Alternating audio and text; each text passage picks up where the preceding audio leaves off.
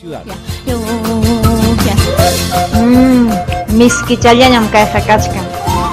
Hola amigos, soy Magali Solier. Los invito a visitar este hermoso lugar del Perú, Ayacucho. Ayacucho es conocida como la ciudad de las iglesias. En cada esquina es fácil maravillarse con la construcción de alguno de sus templos. La Casona Velarde Álvarez pertenece a la Universidad Nacional San Cristóbal de Huamanga. En su entrada exhibe un gigantesco retablo, obra de varios artesanos del lugar. El interior de la Basílica Catedral tiene los más originales y hermosos retablos dorados del Perú. Son de estilo barroco, pues se caracterizan por presentar una recargada decoración. En los barrios que rodean la ciudad como Santa Ana y Belén, se ubican los talleres de los más destacados maestros del arte popular ayacuchano.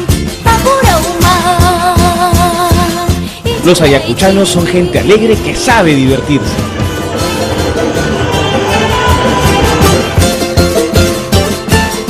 A 22 kilómetros al norte de Ayacucho se encuentra el complejo arqueológico de Huari.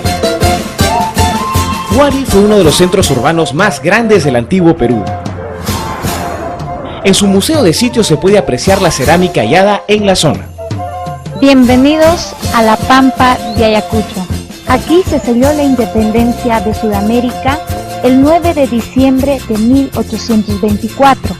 El obelisco de 44 metros de altura representa los años de lucha desde la revolución de Túpac Amaru II en 1780.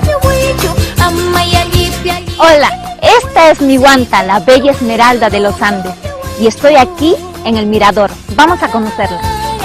Huanta se caracteriza por su producción de licores de frutas, hechas a base de tunas, limones y naranjos.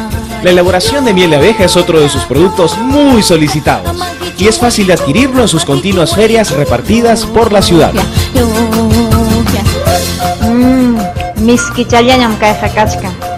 Está muy rico. Los esperamos en Huanta, Ayacucho.